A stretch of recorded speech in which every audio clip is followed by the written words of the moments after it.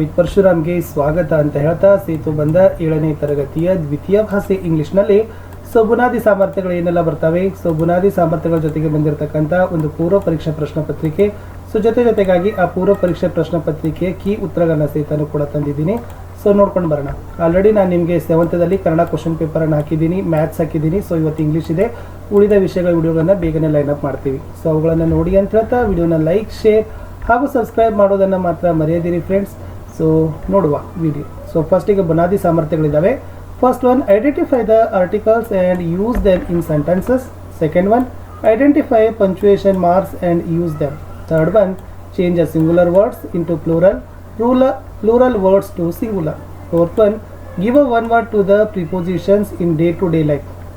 Fifth one, use a short forms while speaking, reading and writing. Sixth one, use a pronouns and preposition in a speech and writing. Seventh one, identify the silent letters in a words. Eighth, understand and read the ongoing actions. Ninth one, complete the given dialogue. Tenth one is read and comprehend the given story and suggest a suitable title for it. 11. Express likes and dislikes and write a describing words. 12. Arrange the words in a alphabetical order. 13. Respond verbally in a writing to questions based on day-to-day life experiences. 14. Identify the odd words from a group or a list. 15. Complete the puzzle by the solving riddles. 16.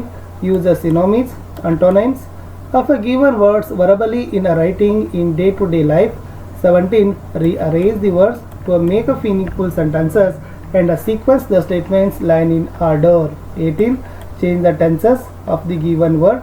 19th one is identify the similarity and differences between homophones. 20. Recite, understand and interpret the poems rhymes from the memory is the right one. ಇಷ್ಟು 20 ಏನಾಗಿತ್ತಪ್ಪ ಅಂತಂದರೆ ಒಂದು ಬುನಾದಿ ಸಾಮರ್ಥ್ಯಗಳಿತ್ತು. ಇನ್ನು ಇದರ ಮೇಲೆ ನಾವೇನು ಮಾಡೋಣ, question paper ಮತ್ತು ಆನ್ಸರ್ ಪೇಪರನ್ನು ನೋಡ್ಕೊಂಡು ಬರೋಣ. Question paper. First, fill in the blanks with the correct articles. There is a dash ball in the ground ಅಂತ ಕೇಳಿದ್ದಾರೆ. The answer is there is a ball in the gardens is the right one. Move to second question. Punctuate it ಅಂತ ಕೇಳಿದ್ದಾರೆ. Where is your house. Punctuate ಅಂದರೆ punctuation ಮಾರ್ಕ್ಗಳನ್ನು ಹಾಕಬೇಕು. ಅದು ಏನಾಗದ asking question ಅದ. ಹೀಗಾಗಿ ಎಂಡಲ್ಲಿ ನಾವೇನು ಮಾಡ್ತೀವಿ, ಕ್ವಶನ್ ಮಾರ್ಕನ್ನು ಕೊಡ್ತೀವಿ.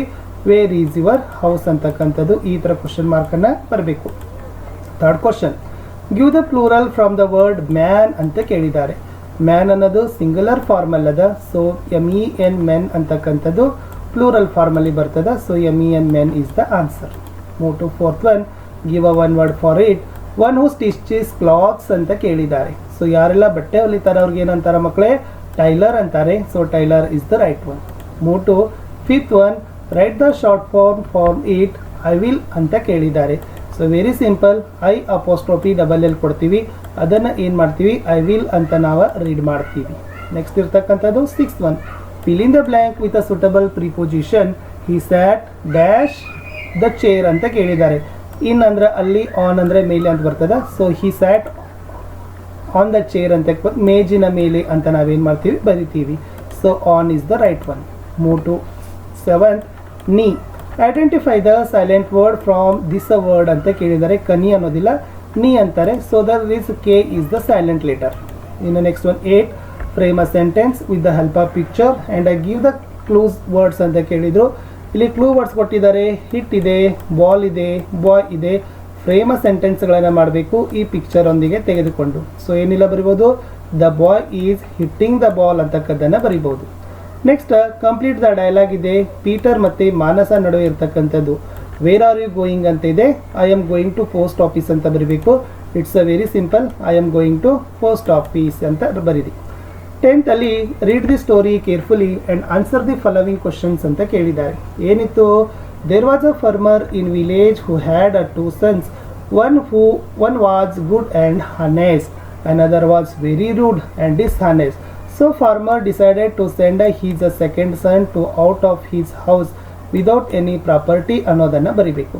There is a first question, give a suitable title the story ಅಂತ ಕೇಳಿದ್ದಾರೆ. ಇದಕ್ಕೆ ಏನೆಲ್ಲ ಸ್ಟೋರಿ ಕೊಡ್ಬೋದು, ಹಾನೆಸ್ಟಿ ಅನ್ನೋದನ್ನು ಬರಿಬೋದು. ಇನ್ನು ಬಿ ಇದೆ, to whom did the farmer send out his a home ಅಂತ ಕೇಳಿದ್ದಾರೆ.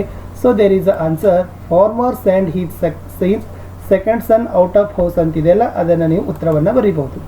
ಇಲ್ಲೇ ಇದೆ ಅದು ನೆಕ್ಸ್ಟ್ ಇಲ್ಲಿ ಡಿಸೈಡೆಡ್ ಟು ಸೆಕೆಂಡ್ ಸನ್ ಅಂತ ಇದೆ. ಇಲ್ಲವಂತಿಗೆ ಬನ್ನಿ, write a suitable describing word. What is ಏನು ಬರಿಬಹುದು, ತಾಜ್ ಅಂತ ಇದೆ. ಸೊ ವೆರಿ ಸಿಂಪಲ್, ಬ್ಯೂಟಿಫುಲ್ ಅಂತ ಬರೀತೀರಿ. What a beautiful Taj is ಅಂತ ಬರೀಬಹುದು. ಇನ್ನು arrange the words alphabetical order ಅಂತ ಕೇಳಿದರೆ ಅಂಕಲ್, ಮದರ್, ಅಂಟ್, ಫಾದರ್ ಅಂತ ಇದೆ.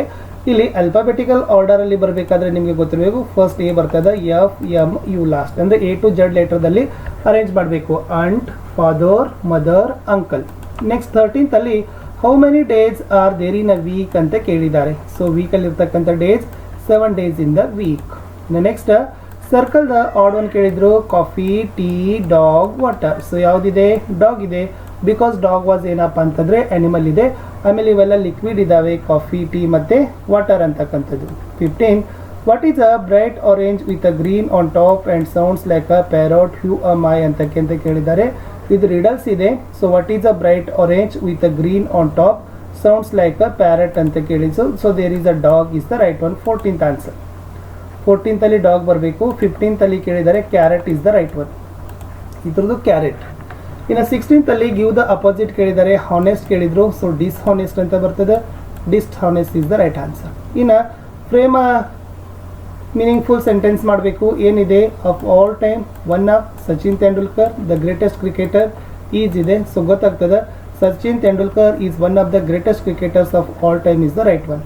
ಇನ್ನು ನೆಕ್ಸ್ಟ್ ಕ್ವಶನ್ ಏನಿದೆಪ್ಪ ಅಂದರೆ give the past tense, bring the fast ಏನಾಗ್ತದೆ, ಬ್ರಾಟ್ ಆಗ್ತದಲ್ಲ, ಎಸ್. ಇನ್ನು next make a pair of sentence words ಕೇಳಿದರೆ ಸಿ ಓನ್, ಸಿ ಒನ್ ಅಂತ ಇದೆ.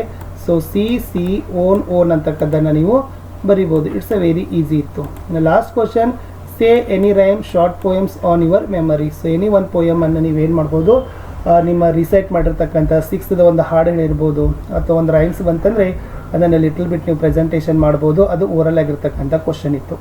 ಇಷ್ಟಿತ್ತು ಫ್ರೆಂಡ್ಸ್ ಈ ಒಂದು ವಿಡಿಯೋದಲ್ಲಿ ಅಂತ ಹೇಳ್ತಾ, ಇದು 7th ಇಂಗ್ಲೀಷ್ನ ಬ್ರಿಡ್ಜ್ ಕೋರ್ಸ್ನಲ್ಲಿ ಇರ್ತಕ್ಕಂಥ ಕಾಂಪಿಟೆನ್ಸೀಸ್ ಆಗಿರ್ಬೋದು, ಪ್ರೀ ಟೆಸ್ಟ್ ಆಗಿರ್ಬೋದು, ಮತ್ತು ಪೋಸ್ಟ್ ಟೆಸ್ಟ್ ಕ್ವಶನ್ ಪೇಪರ್ನ ಲೇಟರಲ್ಲಿ ಹಾಕ್ತೀನಿ. ವಿಡಿಯೋನ ಲೈಕ್, ಶೇರ್ ಹಾಗೂ ಸಬ್ಸ್ಕ್ರೈಬ್ ಮಾಡೋದನ್ನು ಮಾತ್ರ ಮರೆಯದಿರಿ. ಸೊ ನಾನು ಸಿಗ್ತೀನಿ ಹೊಸ ವಿಡಿಯೋದಲ್ಲಿ. ಅಂಟಿಲ್ ಟೇಕ್ ಕೇರ್, ಬಾಯ್.